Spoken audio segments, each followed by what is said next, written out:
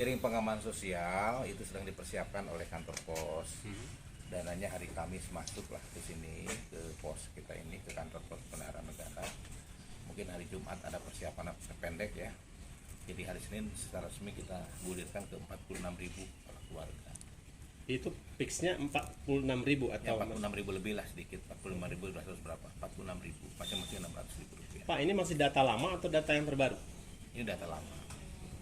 Kemudian kalau yang memungkinkan kan banyak orang miskin baru lah istilahnya, Bukan, misbar. enggak, itu kan sudah memperhitungkan itu. Ini kan di luar PKH, ini di luar BPNT, di luar BPUM. Kan sekarang udah BPUM aja kita ada sampai 200.000 masyarakat Garut. Kisaran per kakaknya berapa? 16.000. Berarti nilainya masih yang 600.000 2 bulan itu Pak, Iya, berikut beras. enggak, kalau beras itu lain. Beras itu lain. Itu tidak boleh beras itu diberikan kepada mereka yang benar-benar hari ini atas rekomendasi Camat. Itu beras itu cadangan pangan Pemda Garut. Jadi khusus dari pemerintah Kabupaten Garut kalau untuk Iya, beras. ya ini kan yang beras itu tidak 46.000. Berapa Pak untuk berasnya? Ya yang butuh saja Pak, bukan yang butuh memang betul-betul benar gitu Pak. Prosesnya mengajukan kecamatan atau desa? Enggak, itu dilakukan oleh setiap RW mana yang tidak ngembul begitu ya. Jadi sekarang ini kita berikan 4,5 kilo per orang. Jadi kalau satu keluarga misalnya ada 5 ya 5 bungkus, masing-masing 4,5 kilo. Kita akan lakukan sekarang jam 10 di Kecamatan Garut Kota dulu. Kita di kelurahan dulu ya. Coba. Ya, Pak, satu hal lagi Pak, ada keluhan yang calon P3K itu Pak. Katanya per bulan Januari sampai sekarang itu tidak jelas honorarium mereka seperti apa, kan itu masih calon P3K. Apakah memang seperti apa mekanismenya? Tidak ada Pak, yang tidak ada calon P3K.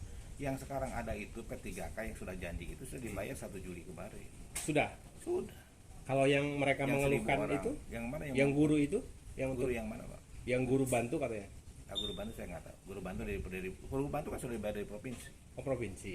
Guru bantu oleh provinsi. Kalau yang sekarang yang ada di Dapodik itu kan ada proses. Ini sedang dikomunikasikan dengan pemerintah pusat. Oh gitu. Jadi kalau dengan pemerintah pusat ada Garut sekian 10.000 itu dananya dari mana? Kan kita juga tahu dari DAU yang mana.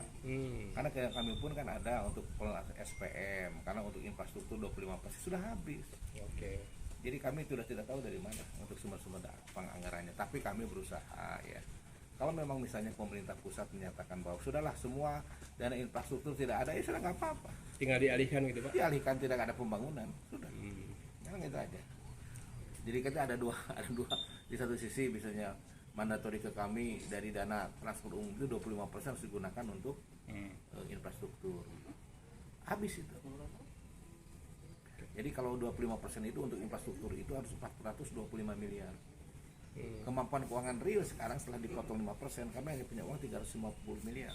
350 miliar. Iya. Berarti tidak cukup Pak untuk Tidak ada, nggak cukup. itu, hanya lebih kepada penguatan kesejahteraan masyarakat ya Pak, tidak ke Ya infrastruktur. kan kami kan nggak ada, kami itu duitnya kan nggak ada, kan kami dipotong. Kami pemotongan kami lebih 200 miliar kan nggak ada. Kami ada uang itu ada karena ada ketentuan. Dana transfer umum digunakan 25% untuk infrastruktur pelayanan dasar. Pelayanan dasar. Bapak, kalau selama PPKM darurat 4 hari masuk 5 hari ini evaluasi seperti apa Pak? Ada Jadi proses evaluasi penurunan? kemarin kita rapatkan Forkopimda di sini. Ada pengurangan dari jumlah terkonfirmasi. Ini sekitar 35%. Nah, hari ini kami belum tahu ya. Ada jumlah kematian juga yang turun 30%. Ada, tapi juga saya mohon maaf juga ya terhadap hal yang berhubungan dengan pembatasan kegiatan masyarakat. Ini adalah program nasional. Ini darurat. Karena sekarang ini secara nasional ternyata naik lagi menjadi 30.000 kan. Nasional Pak ya? Nasional 30.000, kalau Garut turun. Nah, mudah-mudahan di Garut ini yang sekarang ini kita tekan lagi menjadi angkanya di bawah 50 per hari. Kalau di bawah 50 per hari, maka hanya RSUD lah yang melaksanakan penanganan terhadap pasien COVID. Rumah sakit swasta yang lainnya layani masalah pasien-pasien umum. Tapi sampai saat ini masih Pak ya? Masih seperti yang Ya kan pertama? hanya ada 3 sekarang ini. Karena kita harus memperhatikan juga angka kematian bayi, angka kematian yang melahirkan kan yang lengkap itu di RSUD.